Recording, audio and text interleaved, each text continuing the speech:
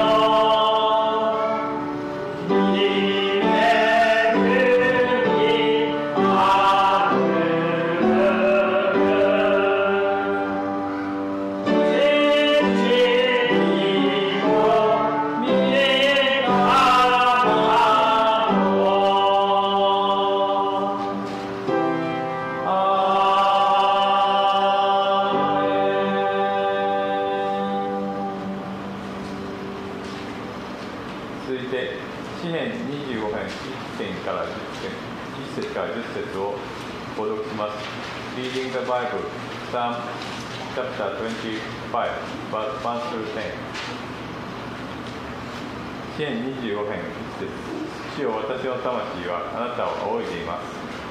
我が神、私はあなたに信頼いたします。どうか私が恥を見ないようにしてください。私の敵が私に勝ち誇らないようにしてください。誠にあなたを待ち望む者は誰も恥を見ません。ゆえもなく裏切る者は恥を見ます。主よ、あなたの道を私に知らせ、あなたの小道を私に教えてください。あなたの真理のうちに私を導き、私を教えてください。あなたこそ私の救いの神。私はあなたを一日中待ち望んでいるのです。主よ、あなたの憐れみと恵みを覚えていてください。それらは教えからあったのですから。私の若い時の罪や背きを覚えていないでください。あなたの恵みによって私を覚えていてください。主よ、あなたの命、慈しみの家に。主は慈しみ深く正しくあられる。それゆえ罪人に道を教えられる。主は貧しい者を公義に導き、貧しい者にご自身の道を教えられる。主の小道は皆恵みと誠である。その契約とその諭しを守る者には。アーメン。お座りください。次に聖歌560番を賛美します。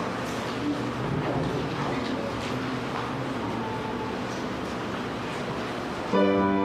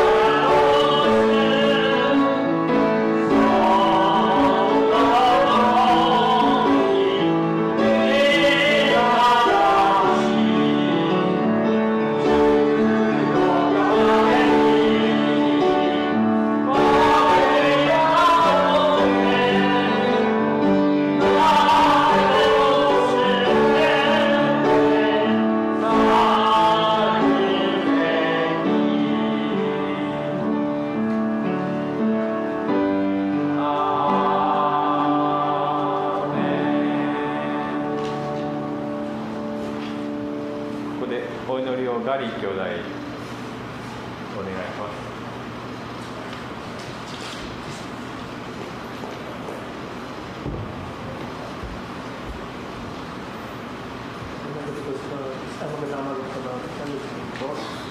Heavenly Father, maraming salamat po muli sa pagkakataon na magkasama-sama po ulit kami na makalapit sa inyong presensya, Lord.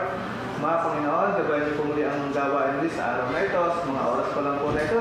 We pray mo, God, Lord, ang katagumpayan sa gawain na ito. Ikaw, Lord, ang maggabay sa bawat isa. Ganun din po sa mga kapatiran namin na wala pa rito. Ingatan niyo po sila, ang kanilang mga sinasakyan, ang kanilang mga dadaanan. Ingatan niyo po sila na makarating dito ng ligtas at payapa. Ganun din po, Lord, ang magdi-deliver ng iyong salita, si Pastor Louie, ganyan po sa magsusayaban ng Sister Nomi. Ikaw na wag, Lord, ang maggabay sa kanila. Bigyan niyo po sila, i-bless niyo po ang kanilang mga bibig, ganun po ang kanilang isipan. I-bless niyo po sila, Lord. Ikaw po ang mamuna sa kanila, Lord. Itago mo lang po sila sa inyong likuran. Gamitin niyo po ang mga mensahe ngayong araw. I-bless niyo po ito, Lord. Mangusap po sa bawat isa sa amin, saan man po mga dinadala namin. Paghahatiin niyo po mga salita nito na magamit namin sa araw-araw, na ipamuhay namin ng mga salita ito na hindi lamang po, Lord, na dumaan lang sa tenga namin, kundi tumatak po sa puso ng bawat isa siya po namin ipamuhay. Maraming salamat, Lord, sa iyong sa gawain sa araw na ito. Maraming salamat muli, Lord, sa isang linggo rin po na nagdaan. Salamat, Lord, sa kaligtasan. Salamat, Lord, sa kalakasan. Salamat, Lord, sa katagumpayan sa araw-araw. Maraming salamat, Lord. Ano man po muli, Lord, ang gawa ng kaaway sa mga oras na ito. Pinawasak namin po ito in the name of Jesus' mighty name. Ano man pong gambala, ano man pong anxiety man yan, ano man pong problema yan, inalis po namin yan. Ikaw po, Lord, magbigay sa bawat puso ng bawat isa ng pusong willing makinig at puso na willing magpasakop sa iyo, Lord. Maraming salamat, Lord. Sa inyo po na binabalik muli ang mataas na puri at salamat. In Jesus' mighty name.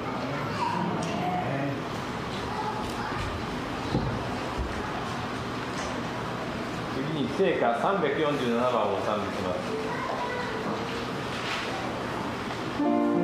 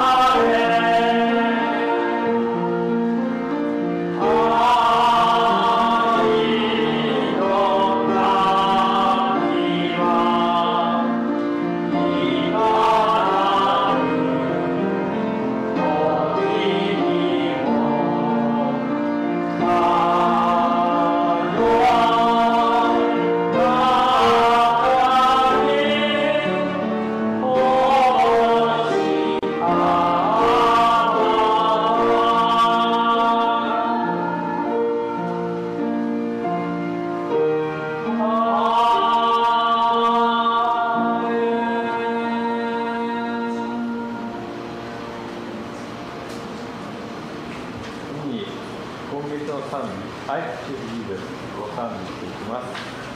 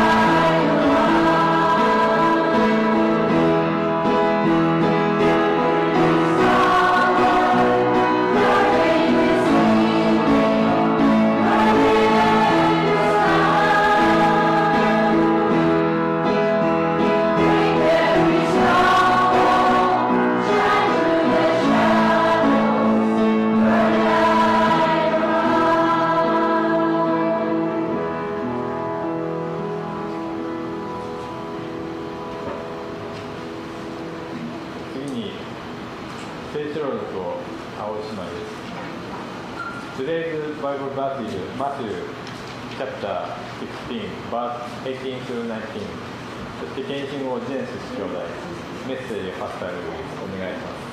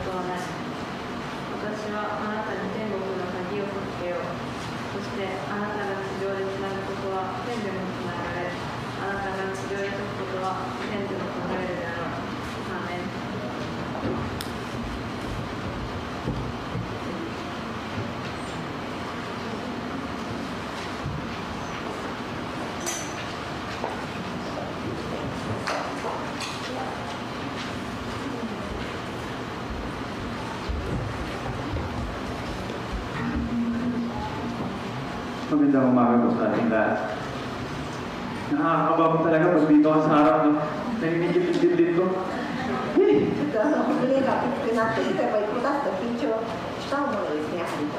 Kahit lagi ka na pong kumakanta, pero yung kaba iba talaga pag nandito ka sa atas ng いつも歌を歌うんですけど、いや、本当にちょっと緊張してます。 Yun nga po, bago po ako kumanta, may lang po akong kwento. Simula po nung nandito po ako sa Japan, kahit wala po talaga akong hilig talaga kumanta kahit sa church po kasi nahihiya po talaga ako. まず日本に来る前には本当に、歌が好きとか歌を歌うなんて思ってもいなかったんですね。結構こう見えて意外と恥ずかしがり屋なんですね、僕は。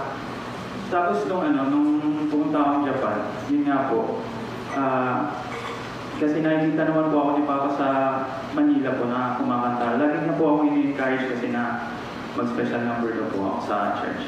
両親がフィリピンにいた時から僕が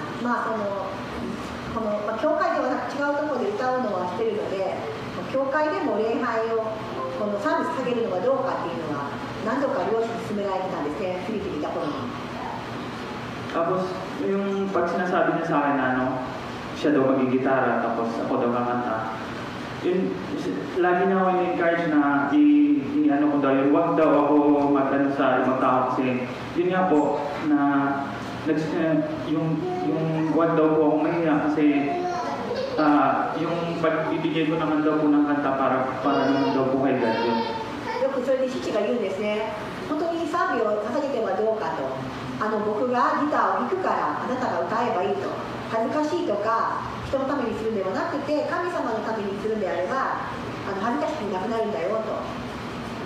Tsaka yun nga po, yung nawala po si Papa, medyo nag-minto po ako, ayaw ko po makinig ng mga kanta na worship song, mga yung kanta ng yung confusion song. Ayaw ko po talaga makinig kasi naalala ko po si Papa. そうですね。で、父が亡くなってから結構賛美とか聞くたびに父を思い出すんで、意外と逃げていたんですね。聞くのをやめていました、一時期は。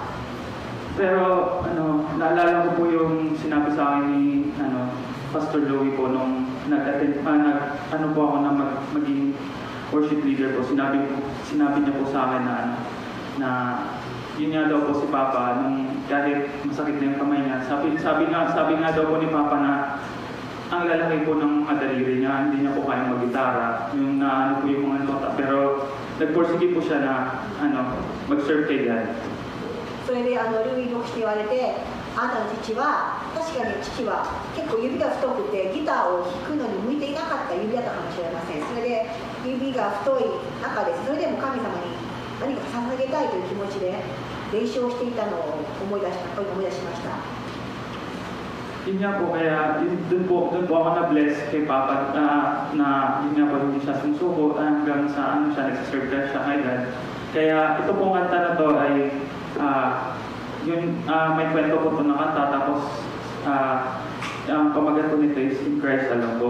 Huwag po tayong manahan sa sarili nating lakas, kundi kay God po nagagaling po lahat yun. これで、父親のように本当にこの、病気と戦っても本当に指が太いながらも何か避けたいという気持ちで彼がやっていたから、私は何を恥じているんだろうというふうに自分はもう思ったわけなんです。それで、今回も「In Christ Alone」神様だけにという歌になるんですけども、人間のためではなくてイエス様だけ私たちの本当に力はあるんだっていうことを思い出してですね、神様に賛美されます。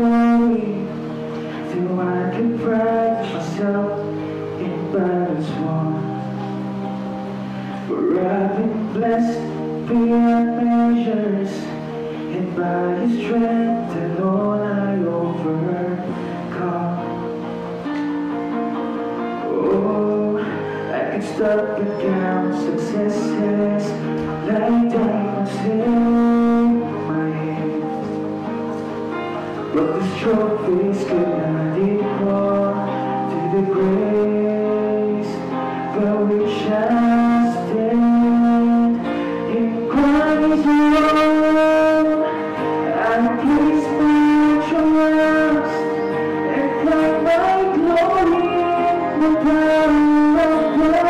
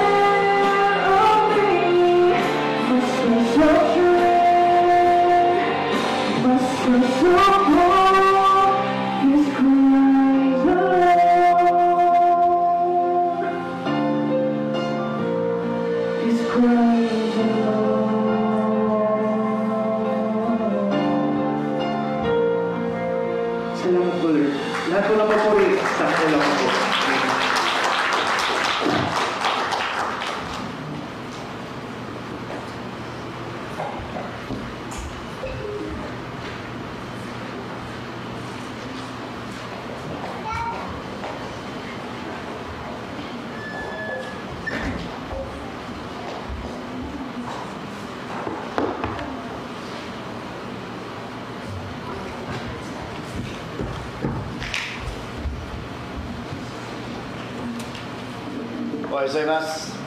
Good morning sa atin lahat. Good morning, Sir Nami. Okay, so tayo po muna manalangin sa Panginoon. それではお祈りをして今日の礼拝このメッセージを見たいと思います。 Panginoon na makapangyarihan sa lahat. 神様、天の神様、 Lubos kami nagpupulit at papasalamat sa inyo. 今朝本当に神様に感謝を捧げたいと思います。 Salamat, Lord God, sapagkat iningatan mo kami sa loob ng isang linggong ito. 1週間の間守ってくださり心からありがとうございます。 Salamat din, Lord God, sapagkat hindi mo pinahintulutan yung mga kumalat at balita na karaang linggo. またいろんな本当ニュースが流れましたけれども、そのような悪いことが起こらなかったことにもありがとうございます。 Salamat, O Diyos, sapagkat sa panahon ng ligalig at kaguluhan, mayroon kaming Diyos na nagbigay sa amin ng kapanatagan at katatagan. イエス様、周りが本当にどんどん悪化してしまい、いろんな災害も起こっている、本当に不測の事態が起こっている中でも、我々は本当に神様の中で平安を感じることができることを、神様を見ている中に自分がいることを本当に悟ることができることを心からありがとうございます。 Salamat, Lord God, sapagkat kayo, Lord God, ang aming cornerstone o kayo po yung aming pundasyon. 神様こそが私たちの砦です。私たちの岩です。 Panginoon, maraming salamat sa umagang ito na binigyan mo kami ng pagkataon para magkapaglingkod at makapagbalik ng papuri at pasalamat sa iyo. そして今朝、今朝、イエス様、本当に多くの方がここに集い、イエス様に、本当に神様にもう一度その素晴らしいいろんな恵みを少しでも神様に返せること、神様に感謝を返せることができるこのチャンスを与えてくださったことをありがとうございます。 Samahan mo kami, Lord God, sa oras na ito. この時間共にいてください。 Gamitin niyo po kami ni Sir Naomi na maging alulod at daluyan ng biyaya pagpapala. ここにいる2人はただ神様の栄光のためだけに用いてください。 Magsalita kayo sa buhay ng bawat isa sa amin. 一人一人に今日も神様が直接話しかけてください。 Tulungan niyo kami, Lord God, ng mga salita mo. Ito ang magpapatibay ng aming pananampalataya sa panahon ng unos ng buhay. いろんな戦いの中でイエス様の御言葉こそが我々の糧であり、イエス様の御言葉こそが我々に力を与えてくださることを信じます。 Pagpalain mo rin lahat ng mga gawain sa araw na ito. 全世界で行われているすべての礼拝の上にも神様を望んでください。 Salamat o Diyos sa pangalan ni Jesus. イエス・キリストの皆によって Amen. Amen. お祈りいたします。アーメン。 Nakarang linggo, naging bala at marami po ang nagpanik at nagpanic buying dahil po sa salitang balita tungkol po sa tinatawag na kabiguan. そうですね、第3次世界大戦が起こりうるかもしれないとか、いろんなこの不測の事態が起こりかねないとか、それでいろんな人が結構パニックバイン、そうですね、いろんなもうスーパーのものを買い占めたニュースがありましたね。 So, karamihan ay wala halos na bibili dahil naubos na mas maaga. Wala nang tubig na mabilihang malalaki, wala na yung bigas, halos naubos na. Lahat ng mga pangailangan ng tao naubos na. 日常の必需品が、お米や水とかがスーパーに行ってももう買い占められてしまって、もう販売終了っていう風になってましたねと。 Kaya ito yung kaibahan at lamang pagdating sa panic buying at sa balita, lamang ho yung hindi marunong magsalita. ここでやっぱり不測の事態の時にこれが喋れない人の方が結局は勝つ時があるんですね。 Kasi yung nakakapagsalita ng Nihongo, nakakaintindi ng Nihongo, nagpanic buying sila. Pero yung hindi nakaintindi, hindi sila nagpapanik kasi wala silang pang-buying. 不測の事態の中で本当に何かが起こる、災害が起こるって意味が分かって、いろいろと買わないと危ないと思ってた。言葉が通じる人と言葉が通じなくて何が起こるかわからないし、買うお金もないので、本当にそれこそそれに自分たちはしなかったんですね。 At pagkatapos doon, sumunod ng araw, balita naman, sabi malakas doon ang ulan o bagyo. そしてその次にはもう台風が来るぞという恐れを私たちは抱きましたね。 Pero ang Diyos ay mabuting Diyos. でも神様は素晴らしい良いお方なんですね。 Ano man ang sasabihin ng tao, God is in control. 人々がいかなるニュースとか将来のこととかいろんなことを人間が言う以上にですね、神様は私たちのこの計画、私たちの将来を握っている方なんです。 Amen, Church. アーメンですか？ Nakaraan ng isang buwan o halos nakarang 3 weeks ago, ay na-share ito at ni Zachary at ngayon ito yung isi-share ko, yung isang talatang ito sa Matthew chapter 16, verse 18. そして、3週間ほど前に、息子にザカリがこのマタイの福音書からもこの御言葉をですね、彼が引用してメッセージをしたんですけれども、今日はマタイの福音書の16章の18節について私も今日はメッセージを語りたいと思います。Sa verse 18, mapapansin natin, mayroon siyang apat na minensyon at apat na minensyon at specific na dinirekta niya kay Pedro.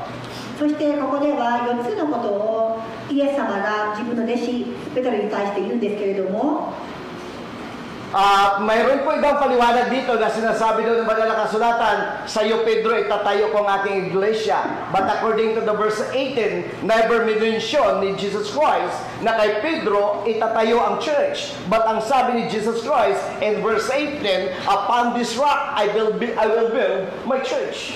そしてここでは18節では、では私もあなたに言いますと、あなたはペテロです。私はこの岩の上に私の教会を建てます。 So hindi kay Pedro itinayo ang church. だからペテロの上ではないんですね。 At hindi si Pedro ang pasimuno ng church. そしてペテロがこの岩である教会の主ではないんです。 At hindi si Pedro yung owner ng church. そしてこのペテロがこの教会を所有しているわけではございません。 But si Jesus, piniredict niya, dineclare niya ang salita nito, I will build my church. でも確かなことはこれですね。私はなんですね。主語は私、イエス様なんですね。 So mayroong dalawang sa Bible ay may dalawang church na minensyon. Isang literal at isang spiritual. 一つは自由な本当に一つは教会では本当にそのままの教会という教会と一つは霊的な教会という意味があるんですね。 Ang literal church ay building. 一般的に言われる教会は建物のことを示します。 Spiritual church ay tayo bilang mga believer. でも霊的な教会というのは私たち神様を宿っている私たちなんですね。 Ano mang bagay literal and spiritual, isa lang pa rin ang minensyon ng Bible. I will build my church. Jesus said. でもイエス様は確かに言われています。この建物の教会であろうが、私たちの中に宿っている教会であろうが、それは両方ともイエス様、私が建てますと。 Kagabi ay kahapon humatid po kami sa pauwi ng Pilipinas at kagabi nga kumanta yung anak ni Ate o ni Genesis. Nagpakulaan siya na yung boses niya, nagkukulot-kulot ng boses niya, nanginginig-nginig. 昨日はザカリを空港に送ってからまた昨日も夜の礼拝ではその時にはまたジェネスさんの息子が声を荒げながら歌ってたんですけれども So pinalamig niya yung boses niya kaya hindi ko naramdaman yung init kahapon. それでジェネスのさんのルカスがこの声をかっこよくやるもんでなんか昨日暑いのもなくなるくらい冷えましたと Ito yung title natin pag-uusapan ngayong umaga. それでは本日の本題に行きます。教会ですね。 Ito yung ating pamagat. これがタイトルですね。 Ano nakalagay dyan? 何かと言いますか Jesus that owns the church. Jesus owns the church. Jesus owns the church. イエス様がこの教会の所有者なんですと。 According to the verse 18 ng Matthew 16, kasi ang kausap dito ni Jesus Christ, pag binasa natin mula chapter 16, beginning verses 13, pababa, ang kausap niya dito ay ang kanyang mga disciple. でこの場面ではイエス様が自分の弟子たちに対して話をしているところです。 Lahat ng disciples niya nandoon. すべての弟子たちがそこにいた場面でした。 But look at the verse 18. しかし18節をご覧ください。 Mayroon siyang 12 disciples nandoon, but mayroon siyang isang taong minensyon directly. 12人の弟子のうちに1人だけに語るところなんです。 At ang sabi niya dito, verse 18, そして18節です。 at sinasabi ko sa iyo, でも私はあなたに言います。 ikaw ay Pedro, sa ibabaw ng batong ito, itatayo ko ang aking iglesia. At ang pintuan ng Hades ay hindi mananaig laban dito. この岩の上に私の教が立てます。ハデスの門もそれには打ち勝てません。 Ginamit niya yung unang sentence, I tell you. 私はあなたに言いますと、私もあなたに言います。 Sabi ko nga sa inyo, 12 disciples na nandoon, but direkta niyang sinabi kay Pedro, I tell you. 12人の弟子がいる中では、12人弟子がいるんですよ。その中で、では私もあなた、ペテロに対して直接話をしているところです。 Amen, church.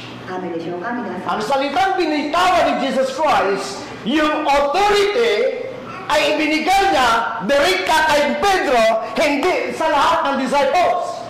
Kaya nga si Pedro ang siyang ulo at leader ng 12 disciples. ここではっきりと12人の中ではペテロだけに対して言うところ、そして言われているのがペテロはこの12人弟子たちのリーダーたるその人物であったとも言われていますね。 At ang sumunod na sinabi niya, ikaw ay Pedro. そしてでは私もあなたに言います。あなたはペテロです。 Alam niyo yung salita, pag binagay niyo at binasa niyo no, sa English translation, I tell you, sabi niya, you are Peter. あなたはペテロです。 Kung babasahin mo at hindi mo bigyan ng kahulugan, parang isang simpleng salita na sinabi niya, ikaw Pedro. Tapos, なんか何ですかね、この重いんです、この言葉は。しかし何も考えずに読むときには、あ、それがどうしたぐらいですよね。 alam niyo church, ang background history ni Pedro ay wala siyang pwede ipagmamalaki. 皆さん、ペテロのこの生い立ちについて思い返してください。 Si Lucas ay isang doktor, ルカは医者だったんです。 si Pablo ay isang lawyer, パウロは本当に裁判官のほどの地位があり、 pero si Pedro ay isang mangingisda. しかしペテロは漁師です。 Si Steve, ang ibang disciples ay nandoon at mamagaling. But ang sabi ni Jesus Christ, I tell you, you are Peter. 身分的にはペテロはそのルカや本当にパウロみたいなこのような身分の高い生い立ちも違っていたんですけども、しかしイエス様はペテロに対して話しかけるんですね。 Ito ka man, Pedro, ito yung katayuan mo, pero sinasabi ko sa iyo, you are Peter. あなたは身分的には人間の言う身分ではまだまだ本当に小さい身分の低いことかもしれません。でもイエス様が直接彼に対して語っている言葉です。 Pag nabasa natin at nakita natin yung salitang you are Peter, anong ibig sabihin? Parang simple lang. 考えてください。 Pag binasa mo ng hindi mo bigyan ng halaga, hindi mo bigyan ng importansya, parang binasa mo lang isang simpleng salita na sinabi, ikaw Pedro. あなたはペテロです。皆さんどう思いますか？これを見るときに。 Alam niyo, ang salitang Pedro ay ginamit po sa salitang Griego. The word Peter is meaning Petros ペテロですよね。ペテロというのは in the Greek word. ギリシャではペテロスという言葉なんですけど、 Ang ibig sabihin ng salitang Petros, small rock. ペテロスというのは小さな小石ですね。まあ、小石です。 Ang ibig sabihin, ito yung gusto ng God sa iyo. At sinabi ng Diyos kay Pedro, ikaw ay Pedro, mahina ka. You are weak. だからペテロスというのは本当に小石、はっきりと直接ギリシャ語で言うんだが、あなたはたったの小石ですと。 Hindi mo kayang i-handle at hindi mo kayang pangunahan ang mga followers sa ito, mga disciples sa ito, dahil weak ka, mahina ka. あなたは小石に等しい存在であること、あなたがこのような他の11人のこの率いるような素質がないこと、あなたはそんな強い人ではないこと、大きいものではないことを示しています。 Sino ka alam ng kwento ng buhay ni Pedro? ペテロの話を皆さん、 Huwag niyo idagdag muna yung Book of Acts.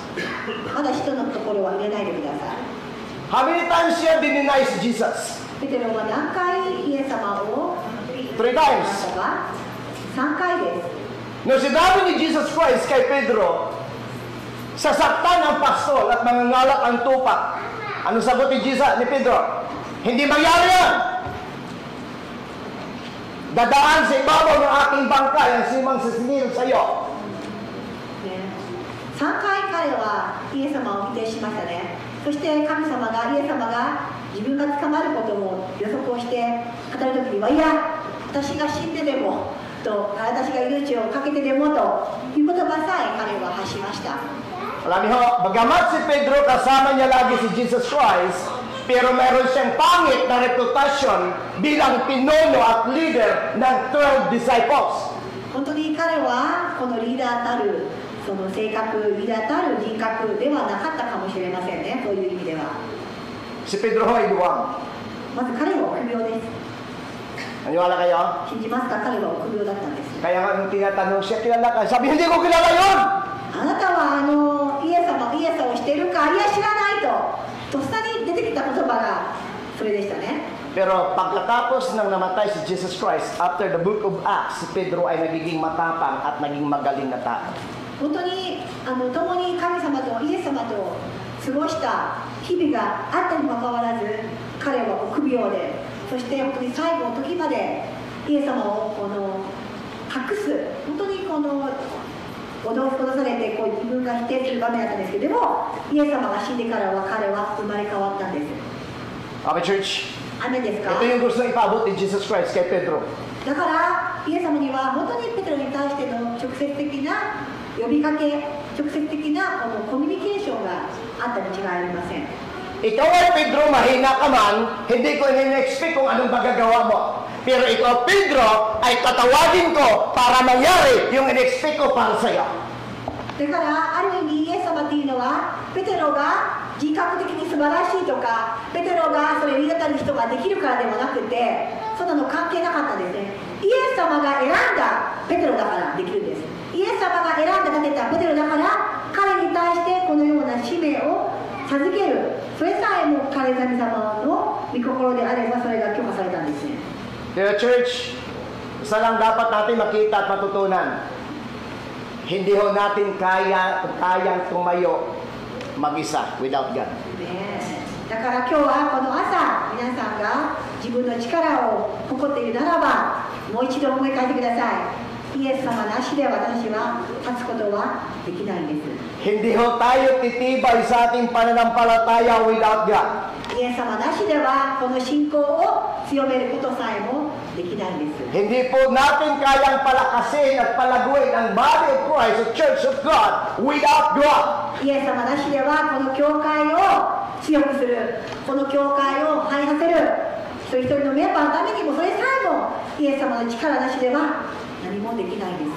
Kaya sabi ni Jesus Christ, you are Peter. でもう一度繰り返します。そんな弱いペテロに対してあえて神様はあなたはペテロですと言うんです。 Mahina ka man, maliit ka man, pero ikaw si Pedro. 小石のように弱いペテロなんですけれども、でも私にとってもあなたはペテロですと。 Ano yung karugtong niya? その続きは何でしょう Ikaw か？ ay Pedro. あなたはペテロです。 Ano yung karugtong sinabi ni Jesus その Christ? 続きは Sa ibabaw ng batong ito, o sa ibabaw ng bato, itatayo ko ang aking iglesia.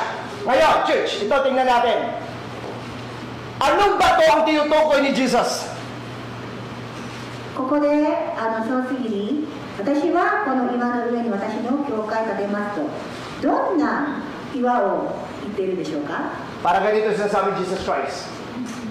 You are Albert, あなたはアルバートさんです。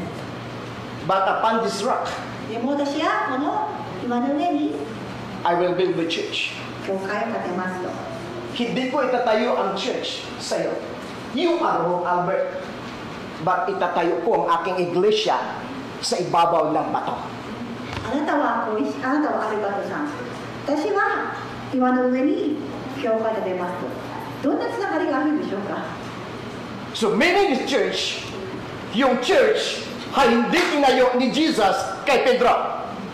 Itatayo ni Jesus yung church sa ibabaw ng bato. 私はこの岩の上に私の教会を建てるって言ってるんです。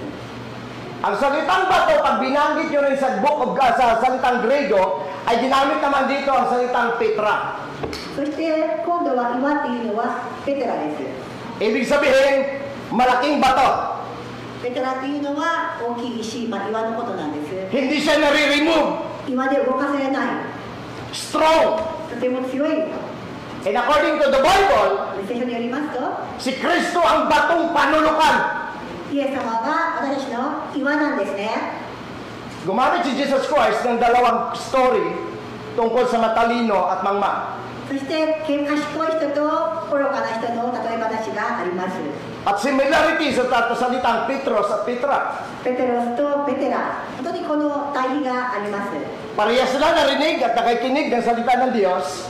賢い人と愚かな人は同じ御言葉を聞きました。 Umalis sila parehas. 二人ともその場所を去りました。 Ang mangmang ay nagtayo ng kanyang bahay sa ibabaw ng 愚か者は buhangin. どこに建てましたか？砂の上に建てたんです。 Ibig sabihin, Petros. だから岩の上っていうかその砂の上、ペテロス、この小石がいっぱいあるところですね。 Ang matalino, matapos mapakinggan, itinayo niya ang kanyang pundasyon ng bahay sa ibabaw ng bato, meaning Petras o Petra. そして賢い者は自分の家を岩の上に建てた。 Dumaan ang bagyo, dumaan ang unos. Parehas sila nakaranas ng pag-uusig.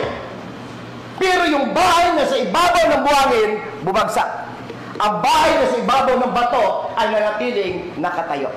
そして有名な話、有名な例え話なんですけれども、皆さんの予想通りですね、岩の上に建てた家は台風が来ても嵐が来てもそのまま立っていたと。一方、砂の上に建てられた家というのは崩れてしまったという話です。 Ngayon, ikonekta natin yung sinasabi ng verse 18. それでは皆さん18節の方を見ていきましょう。 You are Peter, あなたはペテロです。 but upon this rock 私はこの岩の上に I will build my church. 私の教会を建てます。 Pedro, mahina ka, pero itatayo ko ang pundasyon, hindi sa'yo, kundi sa malaking bato. わかりましたか？あなたはペテロです。あなたは小石です。あなたは弱いです。でもあなたが小石のように弱くても何もできなくても小さくても私がです。私がこの岩の上に私の教会を建てます。建てましょうと言ってるんですね。 So itatayo ni Jesus Christ yung kanyang church. だから全く違うんですね。 Kaya si Jesus yung may-ari ng church. だからペテロが弱いペテロが教会の頭ではないですね。神様が建てられたんです。 Hindi si Pastor Kenjo ang nagtayo ng church sa area ng Putagawa. この二川教会にあるこの礼拝堂もこの教会も健常先生が建てたものではなりません。 But one day, kinausap ng God, Pastor Kenjo, at sasabihin, You are Kenjo! だから Sa lugar ng Putagawa ito, I will build my church. だから確かにもしかしたらいやおそらくきっとそうでしょう。神様はケリ先生に対してあなたは健常高しだと弱くて本当に儚くて本当に何もできないかもしれない。でも私がこの二川に教会を建てようという私が建てますから大丈夫だと本当そんな確かな神様の約束を秘めた言葉なんですね。 Amen, church. アーメンですか？ Kaya po ang nag-design para maitayo ang Putagawa Church sa area nito, sa corner nito. Ang nagtayo ay ang God. だから健常先生がとても知られたのは間違いありません。しかし建てたのは建てた所有者建てたものというのはそれは本当にイエス様だけイエス様がされたことというのをここではっきりと私たちは悟ることができるんですね。 Eh, sabi ni Jesus Christ kay Pedro, I tell you, you are Peter. だからもう一度皆さん本当あなたは弱いあなたは小石だそんな意味ですよね。あなたはペテロだよと Gawin natin, tawag dito, direkta o parang gawin natin parang personal kay Pastor Kenjo. Ganito lang siya.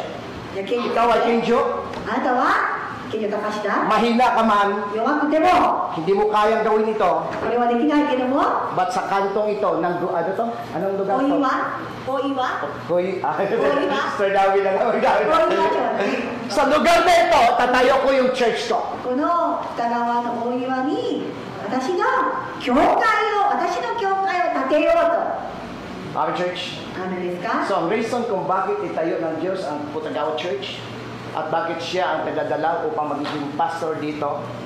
Ang sabi ni Jeremiah chapter 3 verse 15, I will give you a pastors from my heart. エレミヤの35章に書いてある、私の心にかなった牧師が出ようと同じように、この教会、この場所、この礼拝の一人一人の皆さんは神様が建てた教会でありますと。そしてその教会に神様が任命した今の牧師というのは健丈先生ですね。 Pero alam yung ganda ng pangako ng Diyos, sa sunod. 素晴らしいまた約束がまだ秘めてありますよ。 Sabi niya, you are Peter, sa ibabaw ng batong ito, sa ibabaw ng lugar dito, itatayo ko, establish ko yung church ko. At magiging ang pintuan at ang ibunganga ng impyerno hindi makadaig laban dito. まだあなたが弱いけど私は強い私が岩の上に板を立てる。そしてまだ続きがあります。ハデスの門もそれには打ち勝てません。 Our church. わかりますか？雨ですか？ Nako natin. わかりますか？この箇所 So は。 ito yung ibig sabihin ni Jesus Christ. Sino yung owner ng church? Sino may-ari? 教会の所有者は誰ですか？ Based on verse 18. Sino may-ari ng church? Sabi ni Jesus Christ, I will build my church. ね、紛れもない、これはイエス様ご自身が発した言葉です。だから私はというのは私です。神様です。神様が教会を建てます。 Kaya ang church yung hindi pag-aari ng pastor. だから皆さん勘違いしないでください。教会というのは誰のどなたの牧師のものではないってことはここで分かりますね。 Ang church yung hindi pag-aari ng leader. リーダーのものでもありません。 Ang church po ay pag-aari ng Diyos. I will build my church. 神様が建てるんです。神様が建てる教会なので神様がオーナーなんです。 Alam niyo kung bakit sinabi ng Diyos? Ikukorek na lang ako ni Pastor King John, start namin kung mali. なぜわざわざこれを言っている？木野先生、私が間違ってたら言ってくださいね。 Sabi ni Pastor King John noon, nagkwento siya ng church na ito ay may taong ginamit para magbigay ng 10,000 kalapad. そうですね。あれミリオンオボ。そうね。それまあ前は先生がこの寄付をしてくださった方がいて、この教会が建てられたっていう話を聞きました。 Tapos, regular ba sa member no? Hindi po siya member. Hindi siya member. でもメンバーでもなかったんですよね。この教会でもなかったんですよね。Yes, hindi po siya member. Basta pagkakwento ni Pastor King John, nakakilala niya lang. Opo. Pero ito yung sinasabi ng Diyos. You are King John. Sa lugar ng Putagawa, tatayo ko yung church ko. At dahil ang God ang magtayo ng church sa lugar na ito, God ang mag-supply ng lahat kailangan dito. 本当に全くその通りですよね。健丈先生ご自身が建てたお金、持ったお金、貯めたお金ではないです。健丈先生は用いられます。しかし、建てられるのは、本当にその神様の見事なこの奇跡というか、技というか、神様ご自身がこの場所で、この礼拝堂を建てられるという御心があったからこそ、神様ご自身が建てた教会なんですね。Our church, so may purpose, may reason ang God kung bakit ang church nandito. だから目的があって礼拝堂が今ここで建てられているわけなんですね。 Hindi niyo po ba alam na ang church, sabi nga ng isang pastor na papakinggan ko, ang isang lugar kung saan may iglesia ng Diyos, hindi dadaan na anumang pagsubok dahil ang bayan ng Diyos at ang iglesia ng Diyos itinayo niya sa lugar na ito. So sabi ng isang pastor, ano ibig sabihin ng church? Nalala niyo yung bargaining ni Abraham tsaka ni Yahweh. そして今大事なところがその私の教会であればハデスの門もそれには打ち勝てませんと書いてあるように、また今はアブラハムとヤウェ、アブラハムやYahweh is the name. ヤウェ、 Okay. ヤウェのその戦いについて話をします。 Gugunawin ng God ang Sodom at Gomorrah, tama? 神様がソドムの町を Pero ang God nagbigay ng agreement kay Abraham. ソドムとゴドラの町を Kung may masumpungan ako sa lugar na ito, na mga tao ay takot sa akin kahit 50, hindi ko gugunawin. 崩壊したいと、ソドムの町を崩壊させたいと、もう悪い人たちが増えてしまって、それで、でも50人の信信仰深い人がいるならば、この町を Paano kung 30? で30人の信仰者の場合はどうだったでしょうか。 Hanggat umabot sa 10. いや、10人でいいと。 Sagot ni Yahweh, alang-alang sa 10, hindi ko gugudawin ang lugar na yan. そしてそのところに対して、じゃあ10人の信仰のある人がいるならば、私はこの場所を救うと。 Alam niyo, church, bakit ginulang ng God kahit hindi po lumampas at hindi umabot sa 5? Si Lot at ang kanyang dalawang anak ang may takot lang sa Diyos. Ang kanyang asawa, base sa mga theologian, ay hindi po siya Hudyo. ここでは本当にこの町、本当にここで信仰があった人はロト、そして2人の子供ですね。 Napanood niyo ba yung true to life story na nangyari sa lugar ng Indonesia? インドネシアで起こった出来事を皆さん見たことありますか？ At itong isang Indonesian na ito, Muslim siya, may kapitbahay siya na sinisiran siya ng Word of God at sinisira sa kanya yung salvation dahil sa ibang pananampalataya ayaw niyang tanggapin ito. インドネシア人が本当にこのクリスチャンからいろんなこの御言葉を聞いて誘われるんですけども、いや、私は聞かないと。 So dumakalipas ang ilang araw o ilang buwan, ini-invite siya na ini-invite nitong Christian na ito, na Indonesian Christian, pero ayaw niyang tanggapin dahil Muslim siya. 彼はムスリム教徒であったので、何回も教会に誘われても、かたくなに彼は断っていたんです。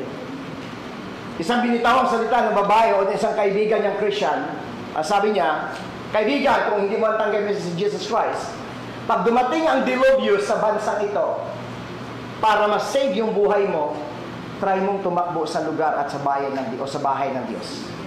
そしてその女性がいいですね、分かったと。そこまで私が誘ってもいかないんだったらば、それでいいですよと。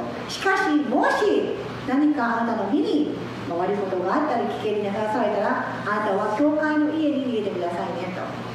Nagkaroon sa kwento niya, nagkaroon ng tsunami sa kanilang lugar. そして津波が起こったっていう話があります。 Tinakbo niya ang kanyang pamilya. 家族を連れてですね、 Dahil kung anong bilis na ng takbo, higit na mas mabilis yung agos ng tubig papalapit sa kanila. もちろん本当に必死に逃げるんですけれども、津波から。 Naalala niya yung kaibigan niya na nagsasabi sa kanya, sa panahon na may sakuna at dilubyo, tawagan mo ang Diyos ng God ko na pinaglilingkuran ko at pumasok ka sa bahay, sambahan na ito. そして彼は、その人は思い出すんですね。あ、もう津波が来て、もう私の家族も危ない。確かに友達が言っていた。もしあなたがどうしようもない時には、私の神様を呼んでみて、私の神様を呼んで、私の神様の家へ逃げれば絶対に大丈夫だからと言ったのを思い出したんですね。 Sabi niya, tumakbo daw siya sa lugar nito at pumasok sa templo ng Diyos, sa bahay ng Diyos, sa church. Pumasok siya. 教会にが見つかって、教会の中に入って逃げたんですね。 Nanalangin sa Diyos at sinigaw, ang Diyos ng kaibigan ko, pakinggan mo ako. 私の友達の神様よ、私の話を聞いてくださいと、祈りを聞いてくださいと。 Kung ang Diyos ng kaibigan ko ay totoo, huwag mong hayaan na mapahamak yung pamilya ko dahil sa bahang ito. この津波によって私の家族が本当に侵されないように、どうかあなたが本当ならばどうか救ってくださいと。 Matapos ang ilang minutong inantay niya, 数分経って nagulat siya sapagkat yung tubig ay huminto malapit na lang sa church na pinagtaguan niya. 津波の水は本当にこのギリギリのところで教会に入ることなく引いたんですね。 At itong ginamit ng Diyos sa paraan para ang pamilya nito makakilala sa Diyos at maglingkod sa Diyos. そして神様の計画だったんでしょう。これを用いて神様は本当に家族を救い出したんです。 Amen, church. アメンですか？ Ang church po pag-aari ng Diyos. 教会は神様のものです。 Amen. I will build my church. 私が教会を建てよう。 Amen, church. アメンですか？ So next. Ano una? Yung literal church. Ito siya building. まずは礼拝堂のことを言います。 Ang God ang nag-supply, ang God ang nag-provide, ang God ang siyang nagpundasyon at naglagay ng pundasyon sa lugar na ito. ここの教会の礼拝堂というのは神様が必要なものを全て満たしてくださったんです。 Kaya yung ginamit niya na sentence yung una, I tell you, you are Peter. Ibig sabihin, Ginjo, ikaw ang magiging caretaker ko sa church na itatayo ko.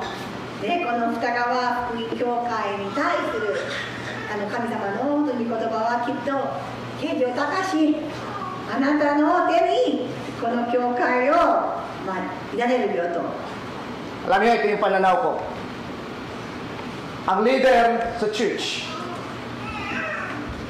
resulta ng prayer ng pastor.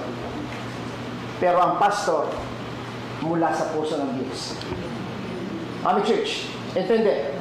Ngayon, ito yung pinakamatindi dito. Si Pastor Tinjo, nag-iisa siya. Pero ang katumbas niya, kung anong dami ng church member, yun yung katumbas niya. Kahit 10 leader sa church na ito mawala, manatili ang church. Intindi?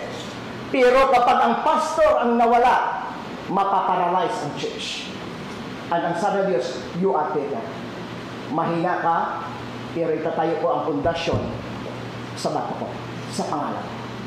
だから本当にこのあなたはペテロ弱いかもしれない、本当に小さいかもしれないと。で、本当にその牧師の役割というのは、10人いれば確かにリーダーだとしても10人のリーダーだけでは足りないですね。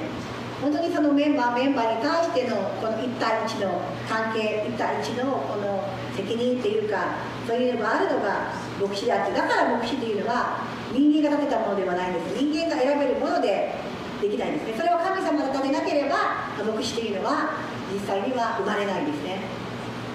Ang church, nakita niyo kung gaano kahalaga ang pastor? だから牧師というのはとても重要ですね。 Hindi niyo ba alam kung gaano kadami mga churches, nakatayong church pero walang pastor? だから牧師がいない教会というのが多くいるんですね。 Kahit gaano pa ilang membro ang nandoon, kung wala ang mangunguna dito, wala din. だからどんな教会でも牧師がいなければ意味がありません。 Amen, church. アーメンですか？ Kaya specific na minention ni Jesus Christ, I tell you, you are Peter. そしてここでもう一度あなたはペテロですと。 Nandoon ang 12 disciples, pero si Pedro ang binigyan niya ng otoridad. 12人の弟子がいる中ではペテロに対して直接の言葉なんですね。 Ang God nagtawag siya ng pastor at yung otoridad ay binigay niya sa pastor. そしてこの権力も牧師に与えますと。 Ephesians chapter 1 verse 22. Okay, pakibasa ninyo.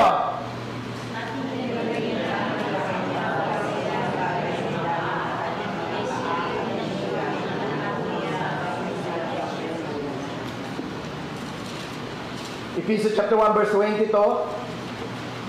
Basahin ko dito na sabi niya, at inilagay niya ang lahat ng bagay sa ilalim ng kanyang paa. At ibinigay siya bilang ulo ng lahat ng mga bagay sa iglesia. また神は一切のものをキリストの足の下に従わせ、一切のものの上に立つ頭であるキリストを教会にお与えになりました。 Tingnan niyo yung sabi ni Pablo, lahat ng bagay ay nasa ilalim ng paa ng ating Panginoon Jesucristo. At si Kristo, yung alin? Ulo ng iglesia. だから一切のものの上に立つ頭であるキリストなんですね。キリストが本当の頭なんですね、教会の。 Ang tao kay mabuhay kahit walang kamay at paa. Tama? Pero walang taong nabubuhay na walang ulo. たとえ人間が足や手を失ったとしてもまだ生きていけます。でも頭がない、頭がない人間を見たことがありますか？ Ang church na tayo, ang church na lago kapag si Kristo ang ulo ng iglesia. だからキリストこそが私たちの教会の頭でなければなりません。 Tingnan niyo bakit sinasabi ni Paul na siya yung ulo, siya yung nasa top. Kasi nga lahat ng bagay sa ilalim, nasa ilalim niya. And to the church. So ngayon, para makita natin kung ano mayroon sa ginagawa ng God sa church. Una, ang church ang may-ari dito, walang iba, si Christ. まずはもう一度繰り返しますが、教会の所有者はイエス・キリスト神様です。 Pagdating kay Pablo sa Epeso, si Kristo ang ulo ng iglesia. そしてもう一度ここではエペソで書いてあるように、神は一切のものをキリストの足の下に従わせ、一切のものの上に立つ頭であるキリストを教会にお与えになりました。 Our church, Awi chapter 118 verse 22. そして詩編の118編の22節。 Basahin natin sa aklat ng mga awit, 118 verses 22 o verse 22.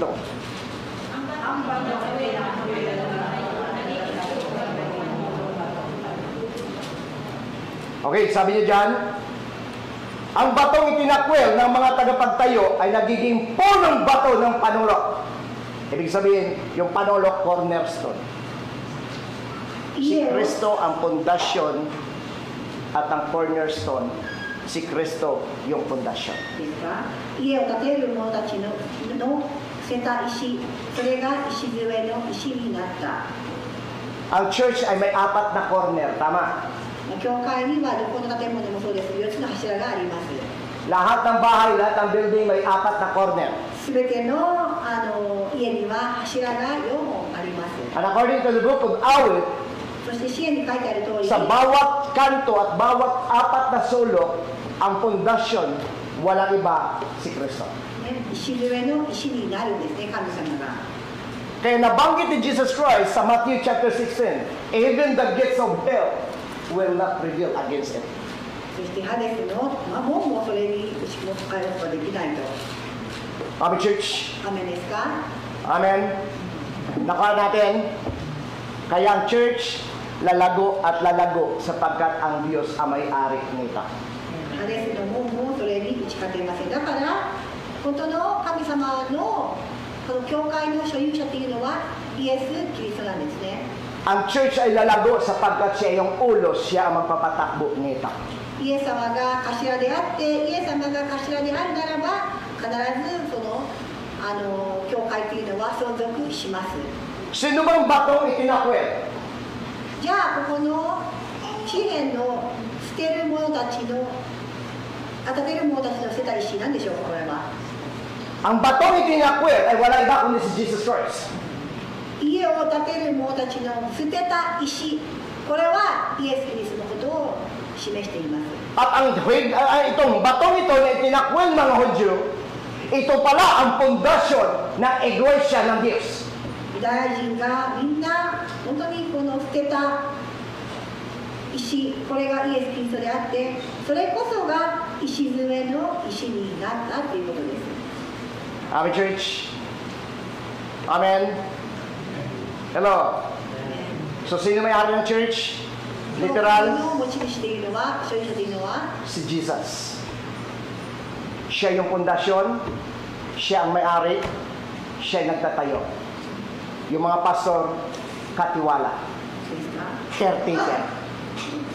ね、イエス・キリストというのはこの教会の礎です。イエス・キリストがその教会を建てるものです。だから牧師はただその管理者、守る人だけに過ぎないんですね。 Amen, church. Mayroon akong 7 Bible verse na nakikita ko sa Bible na siyang pilit ng tao para wasakin ang church. で、実は今この時代、特に教会を崩壊させようと潰そうとしている動きが今あります。 Sorry no, pero sino nakakalam sa inyo ng bread of life? Kuya Pinas at Els. Yung tanin, ang bread of life ay isa sa pinakarespetadong church sa Pilipinas. At siya yung mahigpit na kalaban ng GIF at ng Divide Day. あとブレッド・オブ・ライフというまた宗派、フィリピン多いですけれども、ブレッド・オブ・ライフという宗派も結構かなりの教会員があったんですね。Si Seth hindi pa kilala noon. Pero ang Bread of Life, kilala na noon. ブレッド・オブ・ライフっていう、その宗派っていうのが結構かなり有名ですね、フィリピンでは。 Pero ang Bread of Life, sa kabila ng kanyang katanyagan at nagkaroon ng sariling prayer mountain sa Antipolo, nasira ito. そしていろんなこのお祈り会を多くの人が本当に行くんですけれども、それでもこのブレッド・オブ・ライフという宗派はなくなってしまったんですね。 Amen? So nagkasakit yung pastor, at yung pastor ay bumagsak siya dahil doon sa, sabi nila, kamali daw ng pagturo, pero ang nagsira dito ay walang iba kundi yung tinatawag niyang assistant pastor niya. 牧師がやっぱりやられてしまったというか、病気にもなったんですけれども、でも、他の人が言うには牧師を壊したのは信頼していた、右の座に座っていたような女子の牧師が、彼を潰したとも言われています。 Ang church na ito at ang pastor na ito ay isa dati sa pinaka-hinahangaan kong pastor.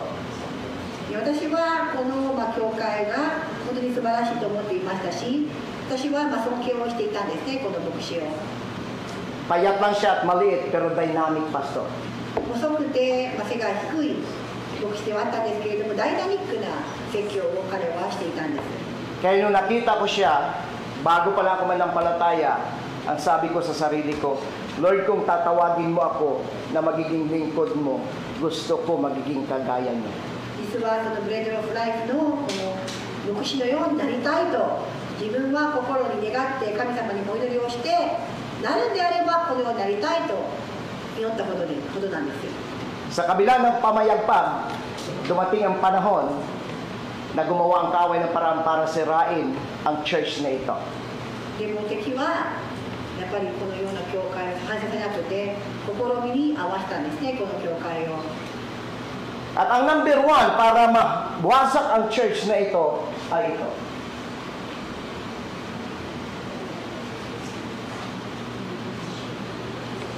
Ambition for the possession. Ambition for the possession。これはこの役職に対しても熱意ですね。 Yung taong inasahan niya, pinagkatiwalaan niya, na pwede niyang pagkatiwalaan kapag nag-retire siya, siya din yung tao na sumira sa kanya.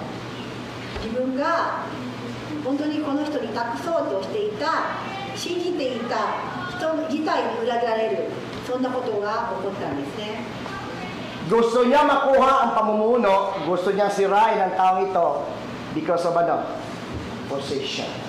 この役職が欲しいと願って、 Our church, その人を潰すようなこの企みが生まれてしまったんですね。 kaya ho sa church, ang pinakadahilan, lalo na pag ang church kilala na at malaki, ito yung number one, yung ambition for position. Marami ho dito mag-ambition. 特に教会がですね、メガ教会とかになって本当に大きくなればなるほど、牧師の落ち着くような本当にそんな動きが本当に起こるんですね。 Totoo na. 本当ですか？これ起こっていますか？ Binata pa na ako noon, pumupunta ako sa iba't ibang lugar. At yung mga church na pinupuntahan ko, sobrang liit. Tapos talagang, ika nga, para sabi ko, Lord, talagang parang hindi ka makapaniwala ng church kasi bahay, tapos pawid lang yung bubong, tapos yung pader ay yung dingding, ganito lang, upuan, kawayan na tinatayo. Ganun lang, no? Pero sa kabila nito, walang kahit isang tao na gusto magpastor sa lugar na ito, kundi yung pastor na lang doon. Walang nag-a-ambition na gusto mo kukunin yung church na ito kay pastor. Pero kapag ang church lalaki at lalago, ambition for position. 本当にこの、田舎の教会とかこの竹でできたこのね藁でできた教会たくさんありますよ。町には裏にはフィリピンたくさんあります。小さいでも誰も牧師さえもいないですからね。牧師になろうなんて思う人さえもいないぐらいの小さい教会では確かにこの牧師になりたいという思いはなかなか芽生えないかもしれないですけど、でも、町にある、大きなもう本当に誇るような教会になると話は違うんです。 Dami kong kaibigan ng mga maliliit ang church. Sobrang liit lang talaga maawa ka sa church ng God sa lugar nila. Pero sabi ko, kahit ganun kasimple lang, pero ang ikahangaan mo, kahit nasa itaas na ng bundok na ito, tuktok ng bundok at halos walang tao, na itayo pa rin ng God yung church niya. 本当に素晴らしいのが、たとえ山の上奥にある、本当誰も通えないんじゃないかと思うようなところに教会を建てられ、本当にその牧師がそこでまた本当に居続ける、本当にそのような、なかなかこの、経済的には本当にまだ足りないところがあるんですけれども、そこで続けている教会もたくさんフィリピンにはありますが、 Kaya minsan nakakala natin, sarap ng buhay ng pastor. だから教会を見て、牧師はいいなと思うかもしれませんが、 Pag ang church mayaman, pinagpalang pastor. At marami nagpapastor. Pero kapag ang church walang gaanong yaman, wala masyado nagpaplano na maglingkod at magiging pastor. だから教会がこの栄えてメンバーが多いと、いいな牧師はと思うかもしれないけど、本当にこの小さい誰もいない教会で牧師になろうという人はそう簡単にはいないですね。 Isang pastor yung pinanood ko sa isang interview ng isang vlogger. Maawa ka sa kanya dahil sa malayo yung kanyang mission doon sa dinala ng Diyos sa tuktok ng bundok na ito at halos wala talagang kabuhayan. Alam niyo, sabi niya, naranasan niya na ang pagkain niya madalas saging, kamuting kahoy, kamuti. ある牧師がインタビューされてたんですけれども、よく芋とか本当にバナナとかそれをしか食べれない、そんなところに彼はいたんですね。 Sabi sa kanya ng isang vlogger, wala ba kayo pastor nangangarap na magkaroon man lang kayo na mas maayos na buhay dito sa lugar? Sabi niya, kung pangarap, ang dami kong pangarap. Pero dahil dito ako dinala ng Diyos, gawin ko yung pangarap ng Diyos to establish the kingdom of God. でそのインタビューがいいですね。こんなところにあなたは今奉仕してますけれども、夢はないんですかと。いや、夢を言ったら夢はたくさんあるけれども、でも神様が私にここを連れてきたので、ここに連れてきた私はここで神様の計画通りに働きたいだけなんだと答えたんですね。 Ephesians chapter 2, verse 3 to 4. Pakibasa ng verse 3.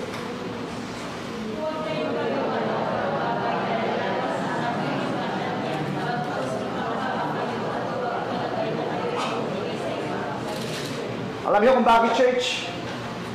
Tayo po ay bahagi ng isang katawan. Mag-work tayo bilang isa. Amen. Magkaiba man tayo ng bahagi, pero isang katawan tayo. At ang ulo, walang iba kundi si Christ. Kaya yung ambition natin for God's glory, hindi para sa ating glory lagi. Amen, church? Ito yung sabi ng Diyos, huwag kayong magawa ng bagay na lamang sa hangin yung mata niya. Bagkus magpakababa kayo at ipalagay na kayo'y mabuti kaysa iba. Huwag ipalagay. Ibig sabihin, church, kung si Kristo yung ulo ng iglesia, isa lang yung desire natin, ay to serve God. そしてフィリピの2章の3節であるように、何事でも自己中心や虚栄からすることはなく、へりくだって互いに人を自分よりも優れたものと思いなさいとあります。 Sabi ng asawa ko kagabi pag-uwi namin, 私の妻と話をしていたんですけれども、 first time sa kasaysayan ng gawain ng Diyos na nakauwi kami ng alas 8:30. 8時半に初めて家に帰れたんです。 Dapat dito naman taga ako uwi. Kaso natalo ako doon sa kanta ng apo ni Ate Bing. 本当に帰るつもりなかったんですけれども、ルカスの声で私は早く帰ろうと思ったわけなんですが、 Ngayon, look at the verse 4. Tingnan natin yung verse 4. Sabi niya, ipagmalasakit ninyo ang kapakanan ng iba. Hindi lamang ang inyong sarili. フィリピの2章の4節では、自分のことだけではなく他の人のことも顧みなさいと。 May mga bagay na gusto tayo. たくさんしたいことはありますね。 Pero minsan kailangan natin sakripisyo alang-alang sa gusto ng mas marami. しかし自分のことだけではないですね。他の人のことも顧みることが重要なんです。 Tuesday, naligo kami. Hindi wala sa plano, naligo kami pamilya. 火曜日ちょっと皆さん家族で出かけたんですけども、 Tapos nakapwesto na kami sa ilalim ng tulay. 川に行ってその橋の下に場所取りをしたんですか？ Tapos sabi ko, iniisip-isip ko, sabi ko doon pumunta, pinuntahan ni Dayan doon sa kabilang lugar. Nung nakita ko, sabi ko kung yung araw nandito, pagdating na alas 9 din ng tanghali o ng umaga, alas 10, yari kami sa tindi ng init nito. So pumunta ako doon at nagpasya akong lumipat sa ilalim ng puno ng kahoy. そして、橋の下で場所取りをしたんですけど、でもここの場所だと9時頃になると日向が照ってですね、ここは暑いだろうなと言って私は木の下に移動したんですね。 So pagdating ko doon sa area, sabi ko sa lugar, kay Dayan, maganda. Dahil kahit nandito yung araw may puno, pag dito ang araw may mga sanga, pag nandito may puno, hindi tayo tatamaan. そして木の下に移ってよかったんですよね。やっぱりその予想通り、どの影、どのところに行っても影があったんです。 Tinawag ko sila, dito tayo lahat! Maganda dito! ここに来なさい、ここはいいぞと言ったんですね、家族全員を。 So dahil doon sa lugar na ito, nakapwesto na sila, pumunta sila doon, napipilitan. Pagdating doon, nakasimangot na sila. そして、そこにいて、怒ってたんですね。 Sabi ko sa kanila, hindi nyo makikita yung nasa isip ko ngayon. Makikita nyo lang ito after malaman nyo na naibalad kayo sa init doon. Na matapos, sa kwento para mabilis, pagdating ng hapon o ng tanghali, hindi pa rin kami tinatamaan ng araw, pero yung pinipwestuhan nila may araw. Ang sagot nila, maganda. そして私がそのように場所取りをして一生懸命したのに、私が違うところを見つけて、ここにおいでって言ったから、みんななんかちょっと怒った顔で、また面倒くさい顔で、実はいやいや来たんですよ。いやいや来たの、あからさまに見せるでもう分かったけど、後で分かるからと言って、案の定、日が照ってしまってですね、そこにほら、あの場所見てごらん。あそこにいたら私たちが焦げてしまうよぐらいの暑さだったんですね。 May nagbayro na isang kapatid. Sabi niya parang 10 tik-tik lang yan, pinadala yung 10, 8, puro maganda, hindi maganda. Dalawa nagsabi na maganda. So dalawa lang kami ni Dayan nagsabi maganda ang lugar. 本当にたくさん大勢で行ったんですけれども、私とダヤンだけがこの場所はいいと言って、みんないやそこの方がいいと言ってたんですけど、最後はこのポジティブな思いが立ってですね、やっぱり良かったんです、その場所が移動して良かったんです。 Punta tayo doon dahil sabi ng verse 4. Ipagmalagay mo at ipagmalasakit mo ang kapakanan lang ng iba, hindi lamang sa sarili.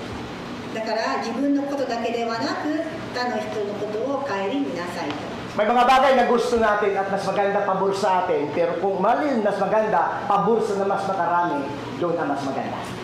だから自分がいいではなくて、多くの人の方がこれが喜ぶんであれば、自分も犠牲にしてでも、それを見ましたが、とても重要なんですね。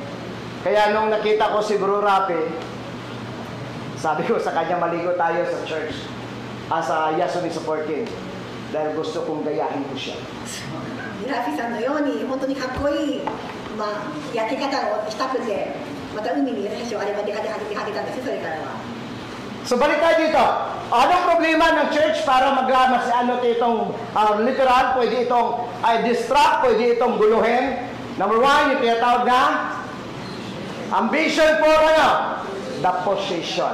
So sabi ni Paul, ito yung dapat, pahalagan nyo lagi yung iba. Huwag kayo gumagawa lang para lamang sa matanyag kayo. Okay, so dahil wala na tayong oras, tatalunan tayo yung pangalawa na ito at tatalon tayo sa pangalawang punto, pangalawa, yung spiritual church. 一つ目の教会というのは霊的な教会ですね。 So literal church building. Amen. Sino may-ari? 文字通りの教会は教会の礼拝堂です。 Sino may-ari ng church? 所有者は Si God. イエス・キリスト神様です。 Lagi yung tandaan, kahit si Pastor Kenjo, ako mawala, ang gawain ng Diyos hanggat may maglilingkod tuloy-tuloy yan. たとえ Kasi 私や ang church ay sa God. 健丈先生がこの世を去ったとしても、この教会は私たちのものでもありませんし、神様のものですから、この教会は存続するでしょう。 Isipin nyo, no, 10 lapad o 10,000 lapad, ibinigay. Tapos hindi naman sa member ng church. Samantala yung member nga ng church, lapad lang binibigay. sorry. 教会でない人が本当にその多くの金額を募金して募金して寄付したというのはすごい奇跡ですよね。神様がなさる技ですよね。Ito challenge ko ito no? 10 lapad o 10,000 lapad. I-times mo na lang sa 40 ngayon, magkano?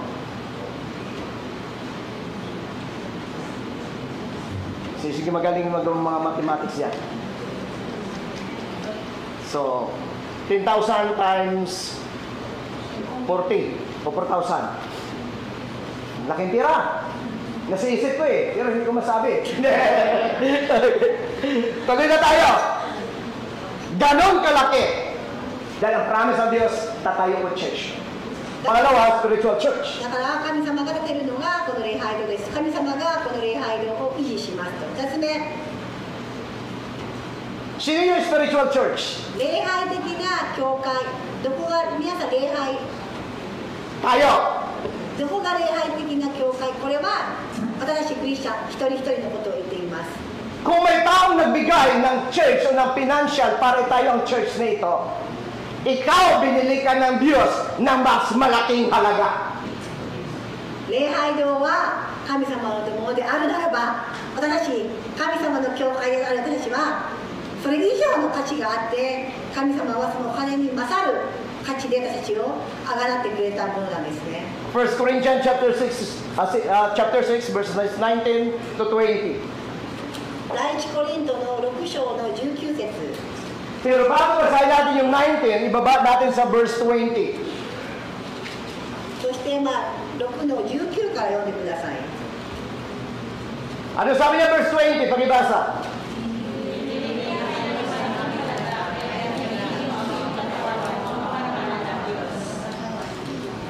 Binilig niya kayo na malaking halaga. Kaya gamitin ninyo ang inyong katawan upang maparangalan ang Diyos. 第一コリントの6章の20節、あなた方は代価を払って買い取られたのです。ですから自分の体を持って神の栄光を表しなさい。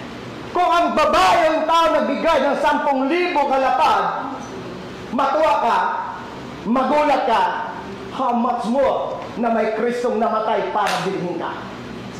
本当にこの教会に寄付してお金は確かに素晴らしい大金なお金で驚くべきことなんですけれども、でも私たちの何にもない私たちを捨てるだけの私たちを神様がご自身が代価を払ってくださったと思うならば、もうそれ以上の皆さん喜びではないでしょうか。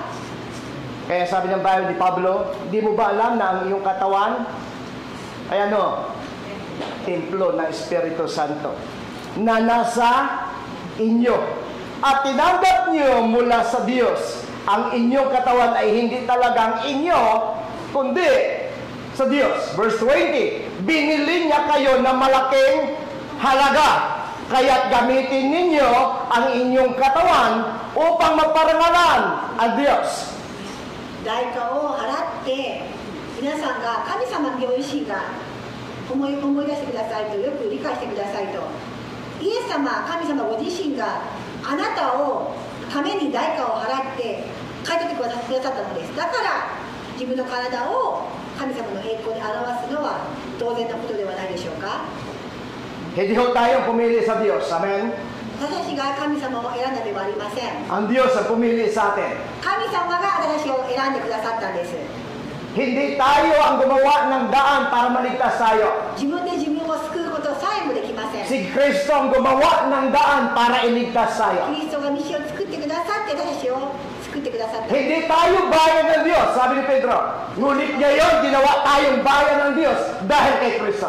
だから私は神様の本当に子供となることさえもできないんですけれども、イエス様が道を作ってくださってあがらってくださったからこそ、私の中にはこの教会というのが今は宿ることができるんですね。 Noon, pinagkaitan niya tayo ng awa. Ngunit ngayon ay nasa inyo na ang kanyang awa. 昔は本当に異邦人として神様の子供として呼ばれる特権はなかったんですけれども、イエス様の命のゆえに、イエス様の贖いのゆえに私はこの素晴らしい特権を与えられたんです。 Noon, wala tayong Espiritu ng Diyos. Ngunit ngayon, you are the temple of the Holy Spirit.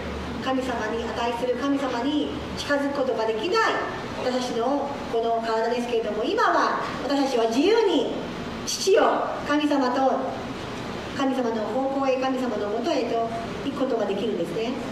Amen, church. アーメンですか？ Kaya ang katawang ito ay hindi natin pag-aari. だからこの体はあなたのものではあり Ang ません。 katawang ito ay pag-aari ng Diyos. この体は神様のものなんです。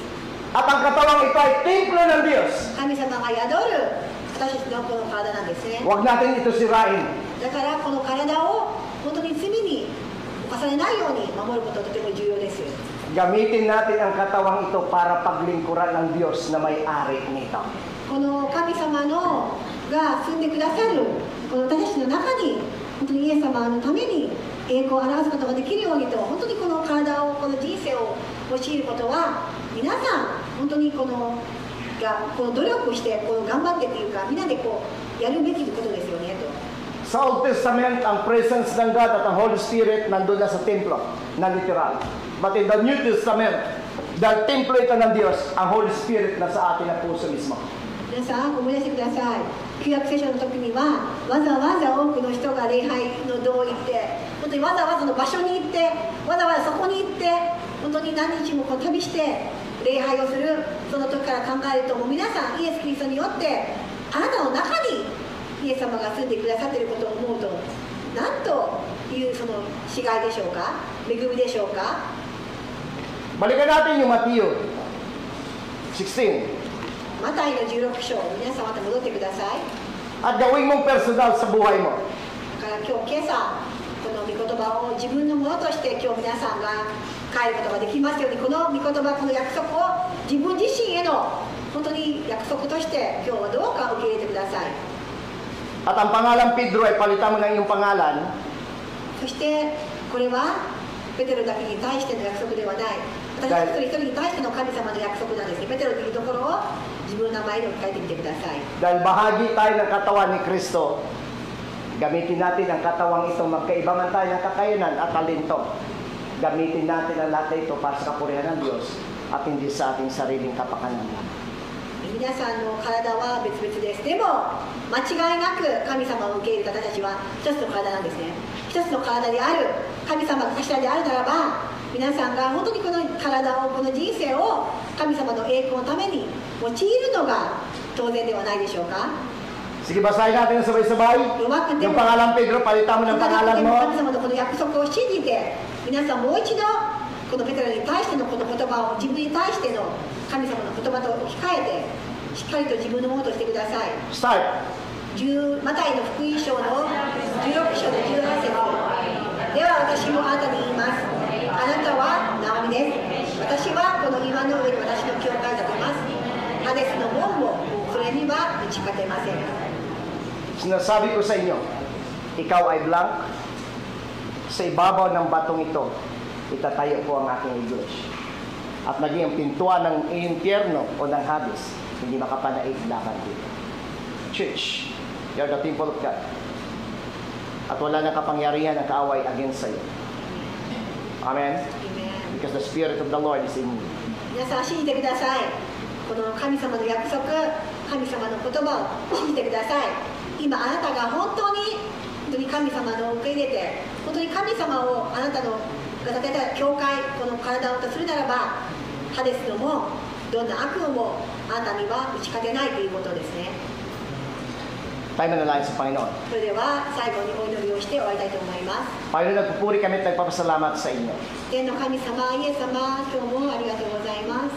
Ang church, itinayo mo para magkaroon kami ng lugar na panambahan para sa iyo. まずは本当にこの礼拝堂を与えてくださって、私たちがこのように立ち寄るような建物を私たちを導いて今日集めてくださったことをありがとうございます。 Kaya Lord, totoong-totoo. Dahil kapag ang isang tunay na Krisyano pupunta kami sa isang lugar o bansa, ang una naming hahanapin yung bahay-sambahan na makapagsamba kami para sa iyo. そして私たちがどこに行こうが、他の国に行こうが、どこの場所にいようが、私たちはこうして神様のこの礼拝堂、この神様の本当に愛する者との集まりを本当に行くことができるこの特権を、この喜びをありがとうございます。 Kaya bilang mga anak mo, Panginoon, at iyong minahal, そして神様の子供として集わせてくれた dahil ang church ay sa inyo, ことに対し、Hayaan mong pahalagahan namin at mahalin ang church na ipinagkaloob mo para sa amin. 神様が導いてくださったこの礼拝堂を、この教会を私たちが当たり前と思わず、本当に心から感謝をして、神様がこの所有者であることをもう一度認識をして大切にをすることができますように、奉仕することができますように、一人一人を導いてください。 Hayaan mo rin, Lord God, na pahalagahan namin ang aming mga kapatid kaysa aming sarili kasi sila iglesia mo rin spiritually. そして神様が頭であり、ここに集うる本当に姉妹や兄弟たちのところにも私がしっかりと踏み下り、自己中心ではなく兄弟姉妹を自分より優れているものと思って、本当にイエス様、本当にそのような思いで態度で表すことができますように、私たち助けてください。 Pagpalain mo, Lord God, ang Putagawa Church. 歌川福音教会を祝福してください。 Mabantog ito at maitaas ang iyong pangalan. この教会が永遠にイエス様の栄光のために建てられることを祈ります。 Nilagay mo ang church na ito sa lugar na ito sapagkat may plano kayo sa mga kapitbahay nila dito. この教会をこの場所に建てられたのはイエス様であって、ご計画の上に今この教会が存在していることを信じます。 Ang church na ito ay gamitin mo magiging ilaw ng lugar na ito. この二川福音教会をこの地域の人々、この場所の明かりとして輝かせてください。 Pagpalain mo rin, Lord God, ang FCA Church. SDS 教会をもイエス様お祈りします。 Mabantog ang gawain mo at mabantog ang pangalan mo at mas marami pa rin tao ang magbalik loob sa iyo at sasamba sa inyo. どうかこの SDS の上にもイエス様が本当に祝福を期してイエス様の栄光を表すことができますように、本当にこのイエス様に用いられる教会としてもっともっと繁栄することができますように、イエス様 SDS の教会を祝福してください。 Ang layunin mo, Lord, lahat ng tao maligtas. すべての人の上に神様の救いをと、これがあなたの願いです。 Kaya nagtayo kayo ng church para dalhin ang mga taong iniligtas mo. イエス様が救われようとしている、救おうとしている一人一人が集まれることができるように、この礼拝を立ててくださいました。 Salamat o Diyos sa pangalan ni Jesus. In Jesus' name. すべ Amen. ての技に感謝いたします。イエス・キリストの皆によって感謝をしてお祈りいたします。ね、 God bless po sa ating lahat. God bless rin kami.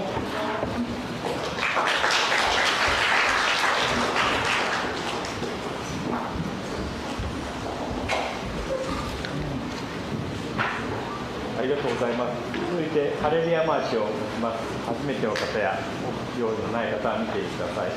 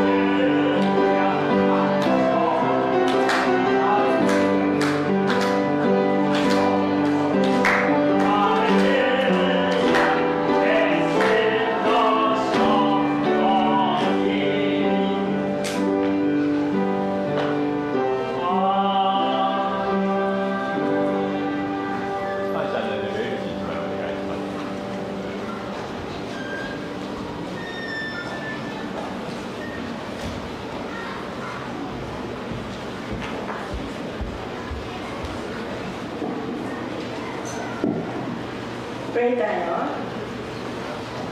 Father God, thank you so much, Lord, sa umaga nito na tinako mo kami sa tahanan nito upang sumumba at magpulit sa inyo po, Panginoon. thank you Lord sa reminder na yung mga salita po, Panginoon, na aming po narinig sa umagang ito that the church, ikaw po, Panginoon, ang owner ng church po, Panginoon. At kabahagi po kami, Panginoon, Lord, ng iglesia nito, O God. Lord, salamat po sa kay Pastor Kenjo, kay Pastor Lomi, sa lahat ng mga pastor na ginamit po, Panginoon, upang po, Panginoon, Lord God, patuloy na magpagamit upang magbahagi ng mga salita po, Panginoon. Lord, salamat po, Panginoon, Lord God, sa church na ito, sa church ng Putugawa, Panginoon, Putagawa. Salamat din po, Panginoon, sa church doon po, Panginoon, Lord, sa church po, Panginoon, ng Tuyuhasi, O God. Sa lahat ng church po, Panginoon, Lord, sa Japan po, Panginoon, which is po, Panginoon, Lord, ang lugar na ito, Panginoon, ng Japan po, Panginoon, it is kaunti lang po, Panginoon, talaga ang mga Christian po, Panginoon. But then, nagpapasalamat po kami, Panginoon, because you are chosen us, O Lord God, na maglingkod sa church po, Panginoon, Lord God, ng lugar ng Japan po, Panginoon. Salamat po, Panginoon, Lord God, dahil po, Panginoon, ang aming buhay, ginamit mo po, Panginoon, upang, Panginoon, parangalan at papurihan ka po, Panginoon. Tunay nga, Lord, ang paglilingkod po, Panginoon, na isang pagpapala, isa po, Panginoon, opportunity po, Panginoon, isang blessing po, Panginoon. Kaya gamitin mo po, Panginoon, ang aming mga buhay po, Panginoon, to honor you, because we know that our body is the temple of the Holy Spirit, at ang purpose po, Panginoon, ninyo sa amin po, Panginoon, gamitin ang aming buhay sa karangalan mo po, Panginoon. Dahil, Lord, binili ninyo kami ng iyong dugo, Panginoon, na natigis sa krus ng Kalbaryo. And no one can take us into your hands, O Lord. Katulad na sinabi mo po, Panginoon, sa iyong mga salita sa araw na ito po, Panginoon, Lord God, that upon this rock I will build my church. At wala po, Panginoon, even ang Hades po, Panginoon, hindi pwedeng makapanaig sa bawat isa sa amin, O Diyos. Because, Lord, we are covered by your precious blood, O Lord. Thank you so much, O God. And we pray also, Panginoon, Lord God, sa nalikom na kaloob po, Panginoon, gamitin mo po ito, Panginoon, sa ikaluwalhati. Gamitin mo po ito, Panginoon, Lord God, para, Panginoon, Lord God, ang iyong iglesia, patuloy pa po, Panginoon, na mag-work out po, Panginoon, because all the blessing, it comes from you, O God, at pagpalain mo rin ang mga kamay ng bawat isa po, Panginoon, Lord God, ang mga kaisya na binigay mo po, Panginoon, upang makapagtrabaho po kami, Panginoon. Thank you for everything, O Lord God, because binigyan mo po kami, Panginoon, Lord God, ng kalakasan, magandang kalusugan po, Panginoon, pang mag-work, Panginoon, Lord God, sa biyaya mo po, Panginoon. Once again, Father God, haharap muli kami, Panginoon, starting bukas po, Panginoon, until Friday po, Panginoon, Saturday po, Panginoon, sa pagtatrabaho. Ikaw ang mag-protect at mag-ingat sa amin, O Diyos, wherever we go. Panginoon, alam po namin na kasama ninyo kami, Panginoon. Sinasamahan niyo po kami, Panginoon, Lord, because una po kayo, Panginoon, at nasa likuran ninyo kami, Panginoon, Lord God. Panginoon, aking Ama, salamat po, Panginoon, for your hand that you are protecting us, O Lord. Thank you, ang lahat ng pataas, na parangal at papuri, binabalik ko sa iyo, Ama. In Jesus' name we pray, Lord. Amen. 立ってください。昭和を賛美します。Oh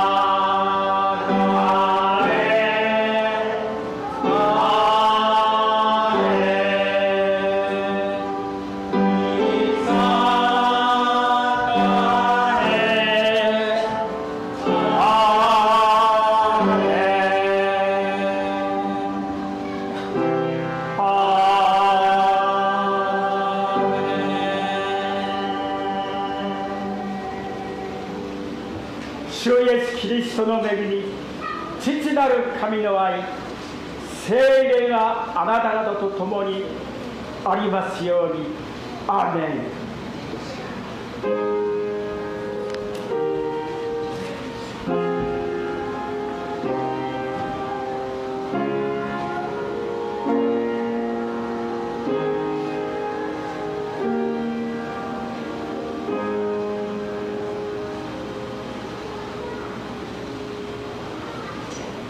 お座りください。